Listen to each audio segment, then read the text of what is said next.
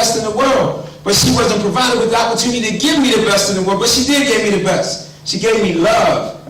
She gave me belief. She never let me down, even though she couldn't buy me the newest tennis shoes or the newest pair of shoes, or even though she had to take her welfare check and her food stamps and give me whatever she could give me. I never went without a meal. I never went without a hug.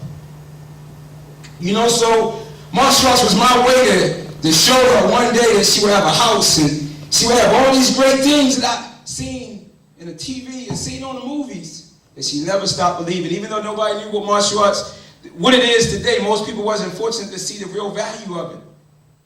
And I remember, man, one day I just wanted it so bad. And at 17, I got on a bus and went to Madison Square Garden, so scared. I only had $30.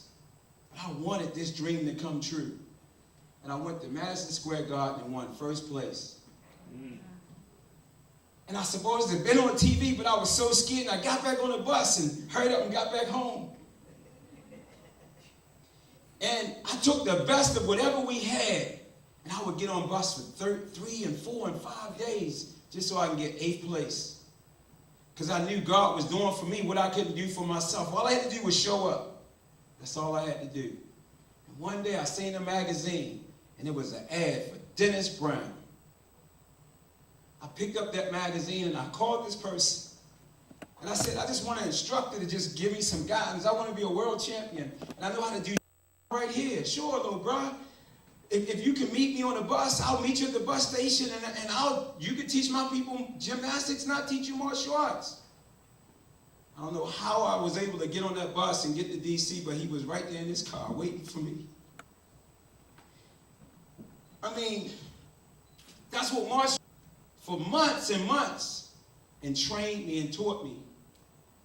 And one day, because I talk about the beauty and the positive, but there's a lot of negative that's going on. Sometimes when I try to tell my story, it's kind of hard to like tap into it, because it's just like so many of these areas, the things that you just don't think that happen to martial arts. But guess what? I guarantee you it happens to the average teenager today. We just wasn't paying attention to it when it was happening that day, during those times. But right now, it's the same thing that every teenager faces right now. And I kept on struggling, trying to like play two sides of the fence. And for some reason, I'm just one of these kids, I just let it dream. So for some reason, some say, call Hong Kong and ask them to get your part in a movie. So you can imagine what Mom did when she seen the telephone bill, Japan, Hong Kong, all these things. It's crazy. And then I decided to, I don't know where I got the idea, just write a letter and send it to McDonald's to sponsor me to go around the country. And guess what? McDonald's sponsored me to go around the country. I had just turned 18 years old. Never in the history of martial arts did somebody get McDonald's, then 7-Eleven, to sponsor me. And I remember this guy was the most wealthiest McDonald's owner in Maryland. And he said, I want you to stop competing. I'm going to give you a chance to open up a karate school. I ain't know about no karate school. I wanted to do it, but I ain't know nothing about business. He said, I'm going to give you a chance to open up a school. You don't need to compete if you make money. I'm a young kid. What are you talking about? Make money, teach class, teach people, can't practice, give up my dream. No, that don't work. But you make more money, you can do all this. No. So I told my instructor, Master Brown, he knew. He said, well, guess what? I'll open up the school, and we'll call it the Dennis Brown Shaolin Wushu Academy. So at 18 years old, I had my first martial arts school, the first Kung Fu school ever in the city of Baltimore. And my instructor, I remember he told me it was like one of the biggest dreams, because Bruce Lee was dead now. He said, if you can sign up 10 students, I'll take you to China, all expenses paid. Now, this is a kid from the projects. Beijing, China, when the doors was just opening. Now, you talking about training in China today? No, it's nothing compared to what they was doing when the doors first opened. We talking training from 5 o'clock in the morning until like 9 o'clock, then take a break, then come back at 3 o'clock and train from that time. And then when Americans was coming over there, people was coming to get you, making you their blood brothers, teaching you all these weapons and bagua and shingi in the woods. It was like a wealth of knowledge. Allowed me to be able to change. Not just did he give me an opportunity. Here's a man that would get in a car and drive for like 7 days to take me to a national karate tournament. Now you talking about martial artists. I know people hear these great things about Master Brown and you see all these things. He's making all this money, he's doing all this stuff. But this is the man that will put me in a car and drive me to tournaments for 7 days. And I think during that time I didn't realize what was happening. I used to sit in meetings with a guy by the name of Nick Kokinis at 17 years old. Taught on the blackboard by a guy by the name of Nick Kokinis teaching me everything about business. Now this is the negative side. But I would stay out so late and partying that by the time I would catch the bus to come to the business meeting, I would say, can I be excused? And I would be in the bathroom throwing up from partying all night. They didn't know. I didn't know either. But this man was teaching me everything about business. So I was on the cutting edge of martial arts business consulting. And I guess through all those things, still not realizing the blessings and the things that Master Brown and Tyree Cassell, I don't know if you ever remember him, he was the first person to ever do mixed martial arts on the Wide World of Sport, Oriental World of Self-Defense. Back in the 70s, Wide World of Sports, when it was Kung Fu versus Karate, he was the first Kung Fu person to be right there fighting those guys in their same arena, and went on to become the best in forms and weapons on the circuit. I didn't realize that I had both of those guys guiding me and conditioning me and training me for this level. And I guess through the school, I don't know why I'm coming here because I can't keep up with the young bloods. I can't jump, I can't flip. I said, you know why you keep coming back? Because you show me how to become an older man, your age, and mature and humble like you. So you here for me. That's why you can't stop coming.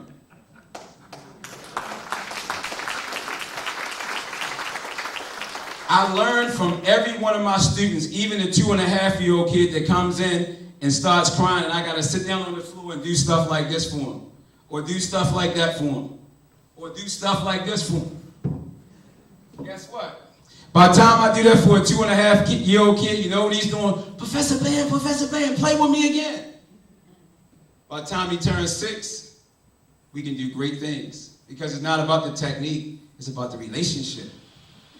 It's about the, yes sir, yes ma'am, sit down, yes sir. Once you teach a person character, you can change the world. And isn't that what martial arts is all about? That's what it's all about. You take the spirit, you take character, you can change the world. And that's what I love so much about the martial arts. So if you ask me, what is it? I mean, do I regret anything? No. I have the greatest life in the world. I get up every morning trying to change the world, doing something that I enjoy the most, martial arts. The only twist to it now, I teach something that's called the fusion of martial arts. It's called hip-hop and martial arts, which is no different than what martial arts was in the 70s. For anybody that was born that time, it was music, it was creating movements from Shaw Brothers elements, and dancing and beatboxing and rhyming. That's what it was. They're all were connected. In some kind of way, they became disconnected when martial arts went from its original core, because if it wasn't for any inner city, there would be no martial arts. Because if you do research, when all those movies were coming here, they were being housed in the inner cities. Mainstream America wasn't ready for them. Who made Bruce Lee great? And who brought all those tickets? Suburban America. Suburban and the inner city. So when you take this element and you bring it back, you can change the world. And what I do, I sit back and I just let the kids come to me and tell me what I need to do. And that's what it's about. I love martial arts. Like I said before, I will never trade it in for anything in the world. And then when I see what it's doing for my son, my daughter, my wife, I got a little grandson upstairs. He's like 4 years old. We take him around the country and he performs with us and he spins on his head. He does an actual move, breakdancing, spinning on his head. We went to Harlem, New York, and people just jumped for joy. Oh! But you know what? If you tell him it's wrong to spin on your head because you might hurt your neck, guess what he's going to do? Stop spinning on his head. I'm a big kid. That's all I am. Because if I can connect to that, I can change everything.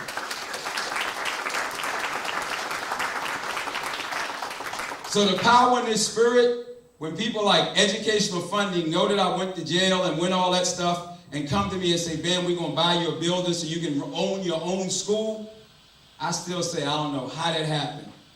When a company could come to me and say, we want to write a book for you, which is one of the top publishing companies in the world, and I wrote the book when I was incarcerated, and they said, we want to do a Kung Fu book, but I can't do a Kung Fu book, because if I write a Kung Fu book, then you put me in a box. I want to write a book based on principles. It was already set in motion. Or when you get a chance to be on a TV show playing your same character that you was in, you ain't going to tell me, I don't want to wake up. I do not want to wake up. And that goes back to that chi, man. That goes back to that pure feeling. When I teach my students, every day you come to class, it's never the same. It's never the same. If you see me teach, man, you would think our building about ready to fall down. Turn on the music, yelling, screaming, run up the wall, flipping. I'm 43 years old, and still when the kids start running down the floor flipping, I'm flipping right along with them. It's like, man, I love it. When I just see the power that martial arts can do to change the world. To go to somebody else. And I think the greatest example that I show that is when I show it to my kids, my son and my daughter. You know, and you know, like I said, when I look at my son and my daughter who would never practice martial arts, she got bit by a pit bull and nearly lost her whole arm. The dog just ripped her, it was just hanging by a little piece of skin. And I grabbed her, and it was my dog. And she said, Daddy, just make him stop. She wouldn't even cry. She said, Daddy, just make him stop. And I had to make him stop. And from that day forth, I became her superhuman person. She never wanted to study martial arts in her life. Now you cannot stop her from doing martial arts. She runs a school. She does a magazine on MySpace. She's on an honor roll in school.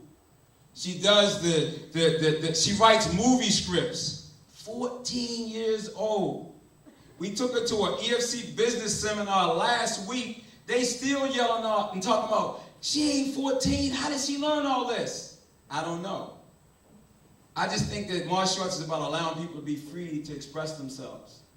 And whatever they become, it don't matter.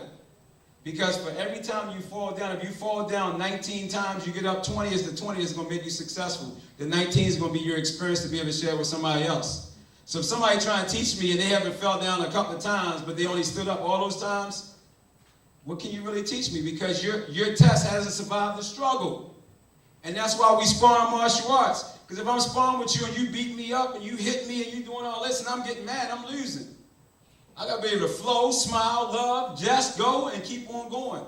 And if I survive it, might not win the title, but I won something else. I won some experience to be able to come back and say, geez, he broke my jaw, but I survived it. Next time I just got to keep my hands up. That's martial arts.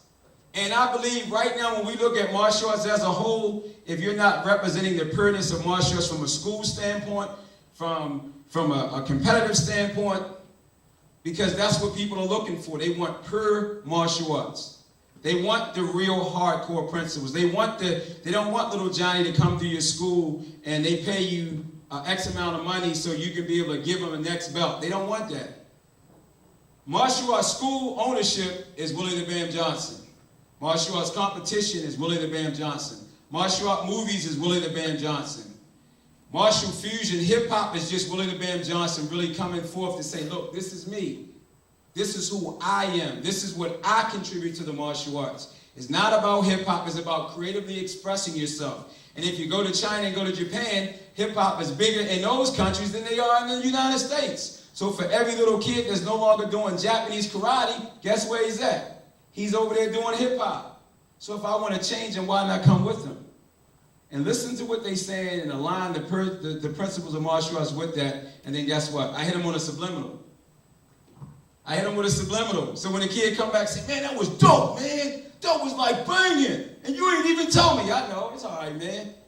As a matter of fact, check this new beat out. Check this out, man. And plus I'm dressed, look at that shirt, man. That's the dopest shirt I ever seen. That's okay. Because guess what? I done fed his soul. And one day, when the time is right, it's going to come to him like it came to me in jail.